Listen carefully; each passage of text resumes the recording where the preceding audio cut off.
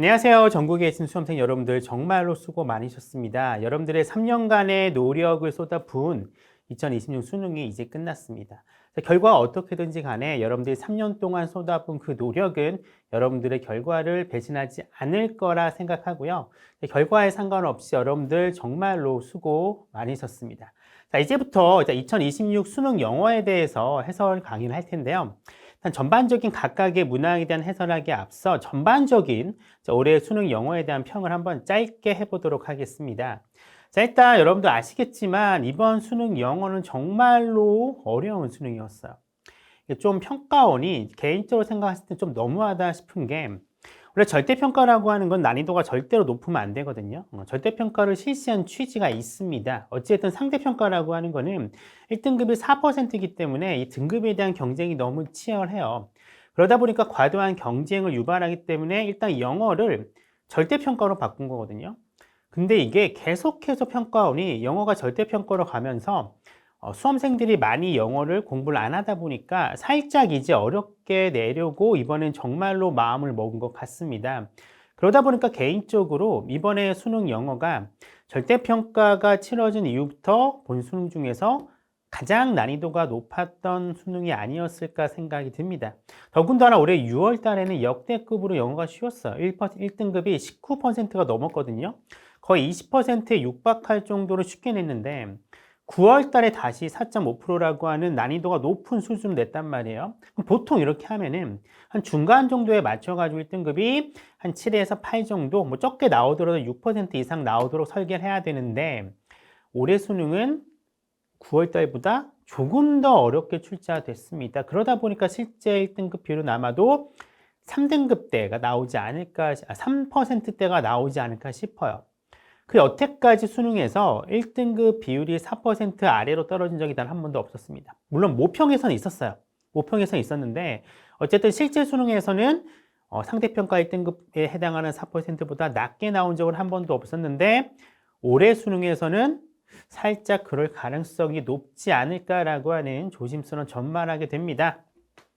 자, 당연히 작년 수능보다는 저는 훨씬 더 어려웠다라고 생각을 합니다. 당연히 소재가 좀 어려워졌어요. 칸트까지 나오잖아요. 소재도 나오고 칸트 나올 때 철학적인 글도 나왔습니다. 그리고 지문이 올해 평가원에서 만들었던 문제 중에서 가장 길었어요. 각 지문들이. 그리고 당연히 선택지 역시 굉장히 매력적인 오답이 많게 설정을 했습니다. 물론 이게 지문 하나하나 설명할 때 말씀드리겠지만 그 지문 안에 있는 그 문장의 구조 자체는 그렇게까지 어렵지는 않았어요. 근데 말이 조금 어렵다 보니까 읽으면서 이게 무슨 말이지? 라는 생각이 든 친구도 있을 거고 지문은 이해가 됐는데 선택지에서 이것도 답이 될 것 같은데? 이것도 답이 될 것 같은데? 아니 이것도 답이 될 것 같아 라고 할 정도로 굉장히 꼬아놓은 선택지가 많았기에 굉장히 어려웠을 거라 생각이 듭니다. 더군다나 수능이라고 하는 건 여러분들 평상시 풀 때보다 훨씬 어려워요. 그냥 아무 제약 없이 평상시 풀 때는 아마 이 수능 문제를 다시 풀어보게 되면 이거 이런 내용이었네? 이거밖에 답이 안 되잖아 라는 게 보일 텐데 실제 시험장에 가면 좀 다르잖아요. 압박감 있고 더군다나 수능입니다. 여러분들의 인생을 결정짓고 대학이라고 하는 대학 입학 성공이라고 하는 굉장히 큰 키를 갖고 있는 수능에서는 훨씬 더 심적인 부담감이 커요. 더군다나 올해 수능 같은 경우에는 국어도 어려웠고 수학도 쉽진 않았습니다.